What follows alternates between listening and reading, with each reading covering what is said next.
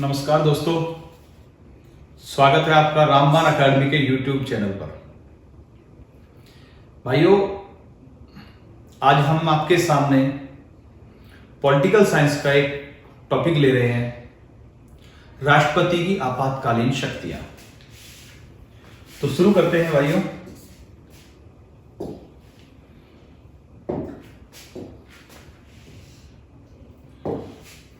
Topic का नाम है राष्ट्रपति की आपातकालीन शक्तियां। राष्ट्रपति की आपातकालीन शक्तियां तीन प्रकार की होती हैं, जिनका उल्लेख अनुच्छेद 352 से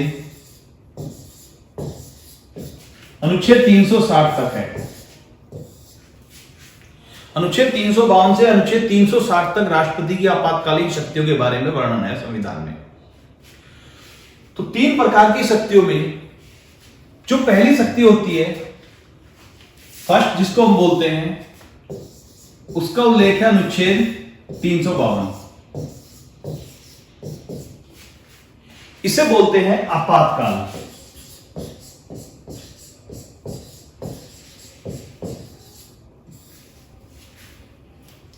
आपातकाल या राष्ट्रीय आपात भी बोलते हैं। दूसरा है अनुच्छेद 356।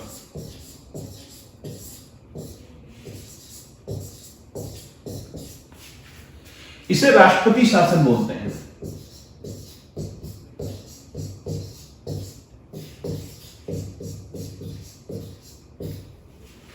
और थर्ड वन इज अनुच्छेद 360।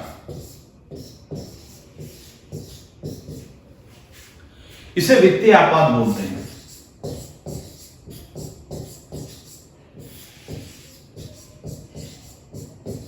तो पहला सवाल दोस्तों यहीं से बन जाता है कि आपको इनके पर्टिकुलर अनुच्छेद के सामने उसका शब्द जो है, पर्टिकुलर जो शब्द है, उसको ध्यान रखना है।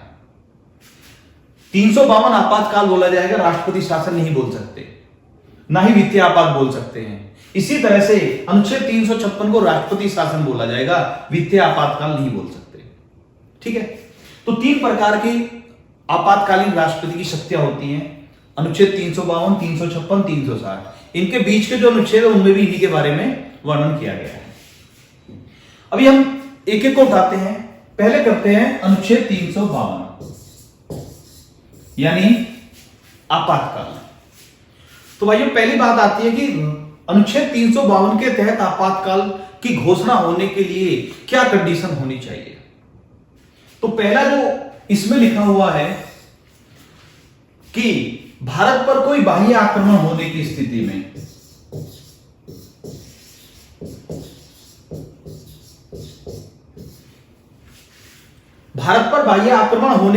में राष्ट्रपति द्वारा आपातकाल की घोषणा की जा सकती है। दूसरा,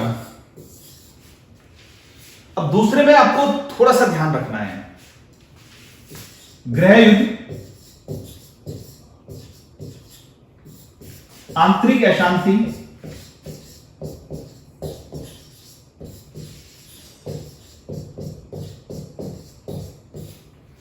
या सशस्त्र विद्रोह।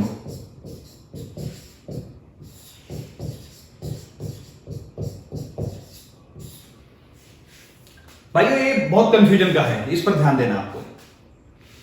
हमारा जो मौलिक संविधान था, ओरिजिनल संविधान था, उसमें दूसरी कंडीशन लिखी हुई थी, गृह युद्ध, आंतरिक अशांति होने पर। लेकिन 44वें संविधान संशोधन द्वारा 1978 ईस्वी में इस शब्द की जगह प्रयोग कर दिया गया सशस्त्र विद्रोह। तो अभी थोड़ा सा पहले क्लियर करते हैं। पहली कंडीशन, राष्ट्रपति द्वारा आपातकाल घोषित करने के लिए पहली कंडीशन है बाह्य आक्रमण। यदि देश पर कोई दूसरा देश आक्रमण कर दे तो राष्ट्रपति अनुच्छेद 352 के तहत राष्ट्रीय आपातकाल की घोषणा कर सकता है। इसमें एक और है, यदि भारत किसी दूसरे से देश के साथ युद्धरत है। बाह्य आक्रमण से थोड़ा अलग होता है। कैसे? जैसे उदाहरण के लिए द्वितीय विश्व युद्ध चल रहा था, तो बहुत सारे देश दूसरे देशों के साथ शामिल हो गए। तो भारत भी अगर किसी भी युद्ध में शामिल होता है तो ऐसी स्थिति में भी भारत में राष्ट्रीय आपातकाल घोषित किया जा सकता है। हमारे मौलिक संविधान में लिखा हुआ था गृहयुद्ध या आंतरिक अशांति की स्थिति में भारत में राष्ट्रीय आपातकाल की घोषणा हो सकती है। लेकिन 1975 ईस्वी में जब आपातकाल की घोषणा होती है तो उसमें इसी चीज को, आंतरिक अशांति को आधार बनाया गया था, जो कि संविधान का उल्लंघन माना गया। और इसीलिए 1978 ईस्वी में 44वें संशोधन द्वारा, 44वें अमेंडमेंट द्वारा इसके स्थान पर क्या कर दिया गया? सशस्त्र विद्रोह कर दिया गया, जिससे कि दोबारा ऐसी नौबत ना आ पाए। इन कंडीशन में राष्ट्रीय आपातकाल की घोषणा हो सकती है। ठीक है। इसके बाद राष्ट्रीय आपातकाल की घोषणा राष्ट्रपति अपनी मर्जी से कर सकता है या कुछ उसके पास भी बाउंडेशन है। तो पहले जो हमारा मूल संविधान था उसमें लिखा हुआ था राष्ट्रपति मंत्रिमंडल की स्वीकृति के बाद, मंत्रिमंडल की स्वीकृति के बाद राष्ट्रीय आपातकाल की घोषणा कर सकता है। तो 1975 में फिर यही प्रॉब्लम आई, तो 1975 के वाले आपातकाल के बाद इसको भी बदल दिया गया 44वें संशोधन द्वारा। तो 44वां जो संशोधन था, संविधान में 44वां संशोधन जो था 1978, इसमें एक तो सशस्त्र विद्रोह जोड़ा गया और दूसरा यह भी जोड़ा गया कि राष्ट्रपति राष्ट्रीय आपातकाल की घोषणा केंद्रीय मंत्रिमंडल, कैबिनेट मिनिस्ट्री बोलते हैं, कैबिनेट बोलते हैं जिसको, केंद्रीय मंत्रिमंडल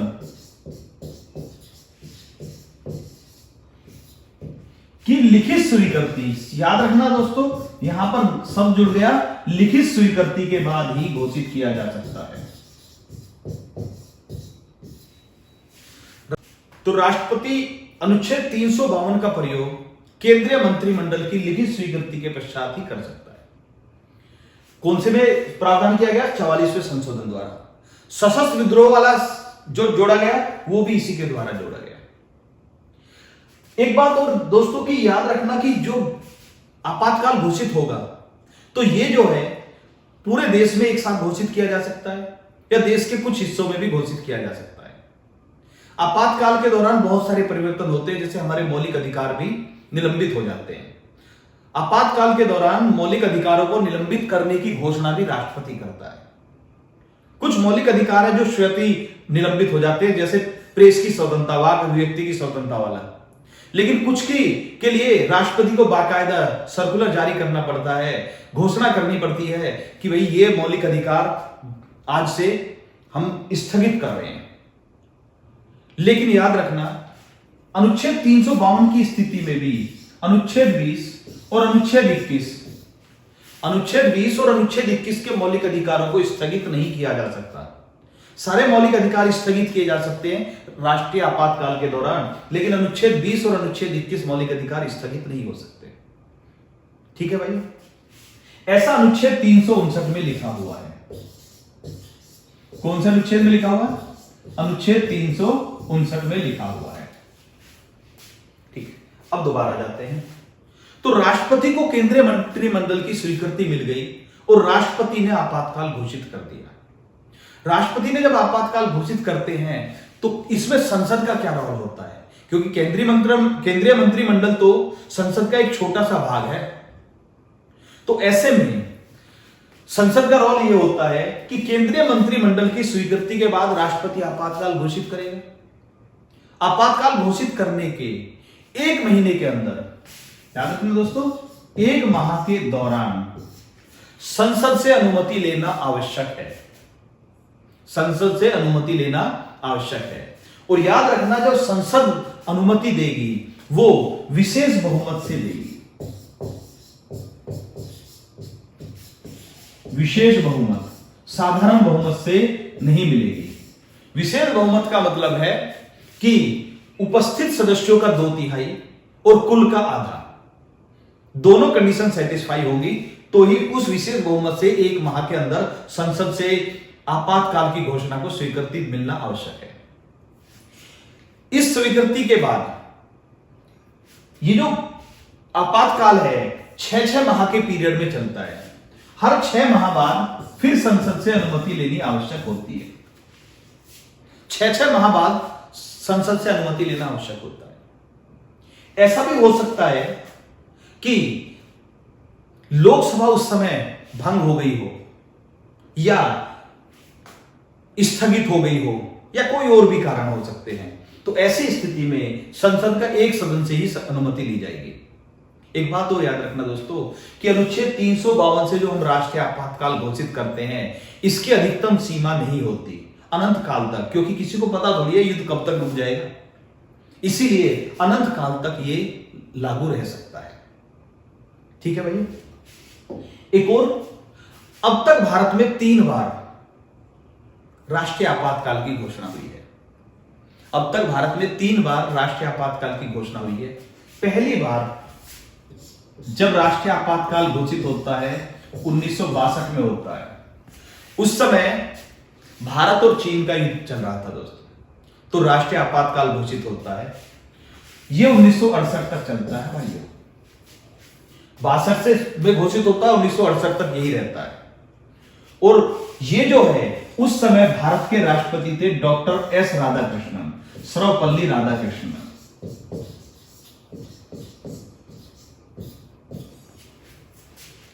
इस आपातकाल की घोषणा के समय भारत के राष्ट्रपति थे डॉक्टर एस राधाकृष्णन और भारत के प्रधानमंत्री थे जवाहरलाल नेहरू। ठीक है। इसके बाद दूसरा आपातकाल आता है 1971 से। उस समय भारत और पाकिस्तान का युद्ध हुआ दोस्तों, बांग्लादेश वाला मैटर। तो 1971 में जब ये घोषित होता है तो उस समय भारत के राष्ट्रपति थे वीवी गिरी, वराहा वेंकट गिरी। इस समय प्रधानमंत्री थी श्रीमती इंदिरा गांधी, आयरन लेडी, यानी श्रीमती इंदिरा गांधी प्रधानमंत्री थी, जवाहरलाल नेहरू, इंदिरा गांधी, वीवी गिरी और एस राधाकृष्णन। क्लियर हो गया। ये वाला जो चलता है आपातकाल, ये 1977 तक चलता है भाइयों, 1971 से 1977 तक। लेकिन इसी के बाद तीसरा आपातकाल आता है दोस्तों 1975 में। एक साथ 2 आपातकाल घोषित हुए। यह वाला आपातकाल भी इंदिरा गांधी के टाइम में घोषित किया गया और इंपोर्टेंट ये बहुत ज्यादा है क्योंकि ये दोनों युद्ध के कारण हुए थे और ये आंतरिक अशांति को मुद्दा बनाया गया था इसमें। और इस समय बहुत ज्यादा महत्वपूर्ण है, बहुत बार पूछा गया है दोस्तों कि इस समय तीसरी बार जब 1975 में राष्ट्रीय आपातकाल घोषित होता है, इमरजेंसी लगती है, उस समय राष्ट्रपति थे फखरुद्दीन अली अहमद।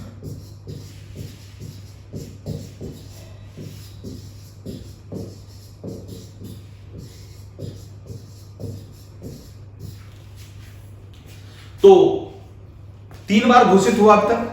पहली बार में डॉक्टर एस राधाकृष्णन, दूसरी बार में वीवी गिरी, तीसरी बार में फखरुद्दीन अली अहमद। यह भी 1977 में समाप्त हुआ। तो दोनों 1977 में समाप्त होते हैं भाई। एक और यहां पर कौन थे?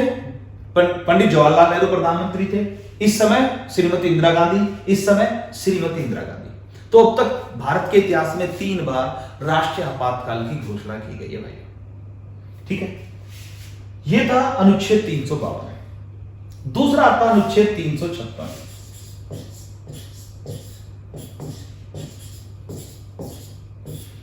अनुच्छेद 356 अर्थात राज्य में राष्ट्रपति शासन। राज्य में राष्ट्रपति शासन कब लगता है? पहला है संवैधानिक तंत्र के विफल होने पर।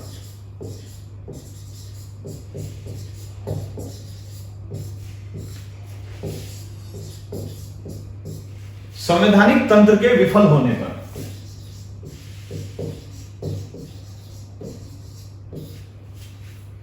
राज्य में राष्ट्रपति शासन घोषित किया जा सकता अनुच्छेद 356 के तहत। लेकिन एक और भाई, ऐसी स्थिति में जबकि किसी राज्य में किसी पार्टी का बहुमत ना हो तो भी उस राज्य में राष्ट्रपति शासन घोषित किया जा सकता है।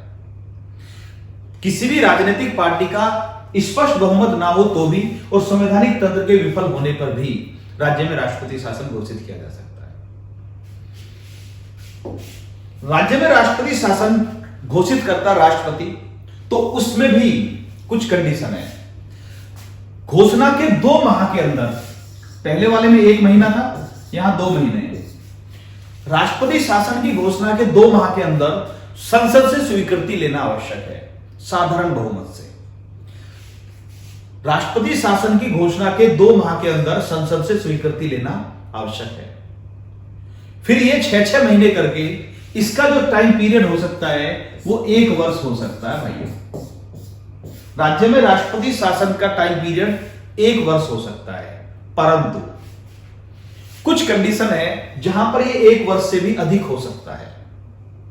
नॉर्मल कंडीशन में 1 वर्ष तक राष्ट्रपति शासन लगाया जाता है, लेकिन कुछ कंडीशन में 1 वर्ष से भी अधिक लगाया जा सकता है।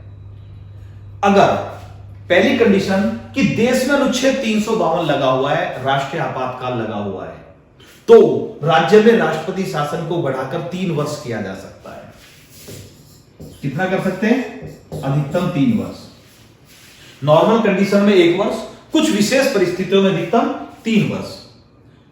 और यह कब होगा? जबकि देश में अनुच्छेद 352 लागू है, तो राष्ट्रीय आपातकाल लागू है तो, या फिर अनुच्छेद 324 के तहत चुनाव आयोग या निर्वाचन आयोग यह घोषणा कर दे कि उस राज्य में अभी ऐसे हालात नहीं हैं कि चुनाव कराना संभव हो। तो अगर चुनाव आयोग या निर्वाचन आयोग बोलता है कि उस राज्य में चुनाव संभव नहीं है, तो भी यह कार्यकाल राष्ट्रपति शासन, राज्य में राष्ट्रपति शासन के समय अवधि को बढ़ाकर 3 वर्ष किया जा सकता है। नॉर्मल में 1 वर्ष, विशेष परिस्थितियों में 3 वर्ष। लेकिन एक और, जम्मू कश्मीर और पंजाब में ये जो 3 वर्ष से भी ज्यादा तक हमारा राष्ट्रपति शासन लागू रह चुका है, वहां की परिस्थितियां ऐसी थी कि ये 3 वर्ष और 1 वर्ष में बात संभाले में नहीं आ रही थी, तो इसीलिए वहां पर 3 वर्ष का एक पीरियड को भी क्रॉस कर गई ये लिमिट। ऐसी स्थिति में बार बार संविधान में संशोधन करके उस टाइम पीरियड को बढ़ाया गया भाइयों। एक और सवाल बनता है कि सबसे पहले राष्ट्रपति शासन किस राज्य में लगा? तो सबसे पहले लगता है पेप्सू में।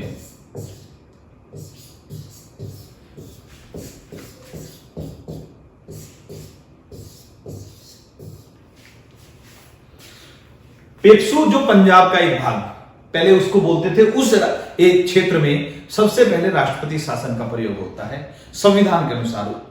ठीक है, पेप्सू का मतलब था Patiala and east Punjab state union. Patiala and east Punjab state union, इसमें सबसे पहले राष्ट्रपति शासन लगा। एक और भाई, जब राष्ट्रपति शासन लागू होता है तो राष्ट्रपति के एजेंट के रूप में राज्यपाल राज्य के शासन को संभाल लेता है। तो एक तरह से सारी प्रक्रिया या सारी शक्तियां राज्यपाल के पास आ जाती हैं, लेकिन वो राष्ट्रपति के एजेंट के रूप में कार्य करता है। राष्ट्रपति शासन लागू होने पर राज्य का जो बजट है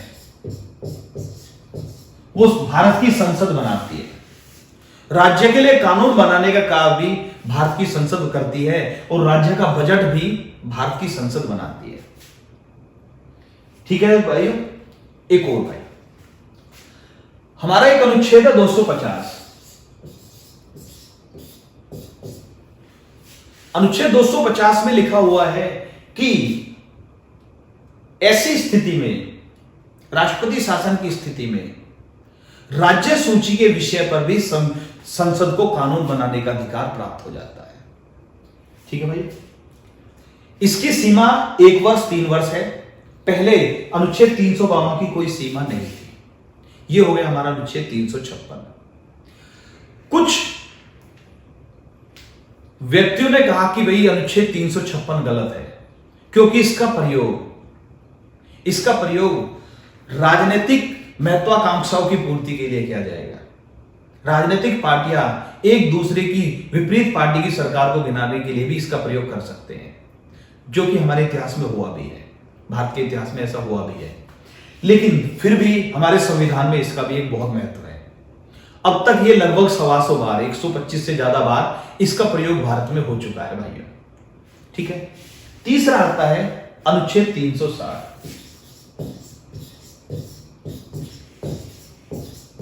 अनुच्छेद 360 यानी वित्तीय आपात।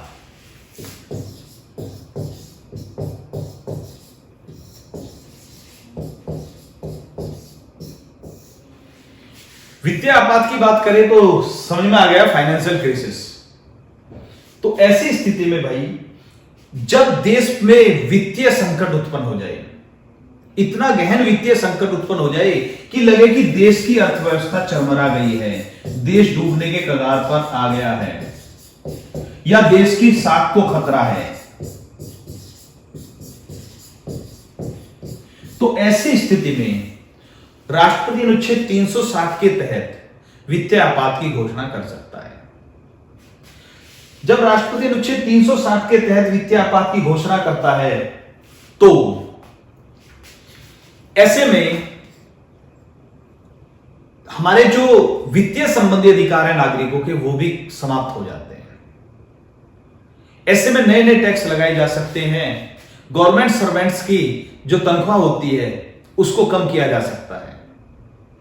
याद रखना, अनुच्छेद 360 लागू होता है तो सुप्रीम कोर्ट के जो न्यायाधीश होते हैं उनके वेतन को भी काटा जा सकता है। आप समझ सकते हैं कि कैसी कंडीशन होगी। तो ऐसे में कुछ भी किया जा सकता है जब वित्तीय आपात की घोषणा होती है। वित्तीय आपात की जब घोषणा होती है भाइयों, तो किसी भी राज्य का जो बजट होता है, किसी भी राज्य का बजट, देश के बजट की बात नहीं कर रहे, वो भी संसद की स्वीकृति के बाद पेश किया जाता है। पहली कंडीशन जो थी 356 वाली, उसमें क्या था कि राज्य का बजट संसद पेश करती है, लेकिन 360 में राज्य का बजट राज्य सरकार पेश करेगी, लेकिन संसद की स्वीकृति लेना आवश्यक होगा।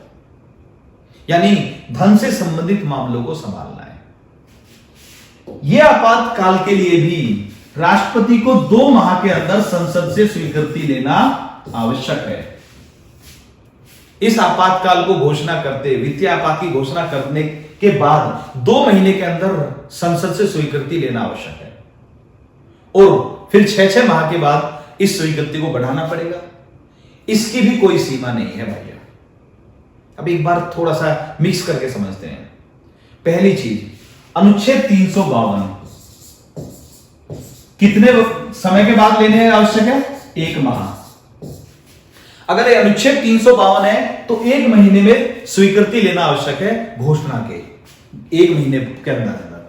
और अगर अनुच्छेद 356 या 360 है तो दोनों में 2-2 माह का समय है भाइयों। ये कंफ्यूज मत हो जाना। इसमें 1 माह के अंदर स्वीकृति लेना आवश्यक है या 2 महीने के अंदर स्वीकृति लेना आवश्यक है घोषणा के। दूसरा, इसकी कोई टाइम सीमा नहीं है। 352 जब हम राष्ट्रीय आपातकाल युद्ध की स्थिति में करते हैं। अनुच्छेद 360 की भी कोई सीमा नहीं है, लेकिन इसकी सीमा नॉर्मल कंडीशन में 1 वर्ष और एबनॉर्मल विशेष परिस्थितियों में 3 वर्ष तक हो सकती है। ठीक है भाई। एक बात और, इसका प्रयोग 3 बार हुआ है। इसका प्रयोग लगभग 125 से ज्यादा बार हो चुका, 125 से ज्यादा बार हो चुका है। और इसका प्रयोग भाइयों अभी तक 1 बार भी नहीं हुआ है। तो भारत में अभी तक वित्तीय आपात की घोषणा नहीं की गई है दोस्तों। ये थे भाइयों राष्ट्रपति की आपातकालीन शक्तियां। अगली वीडियो में आपसे फिर मुलाकात होगी। तब तक के लिए धन्यवाद। जय हिंद दोस्तों।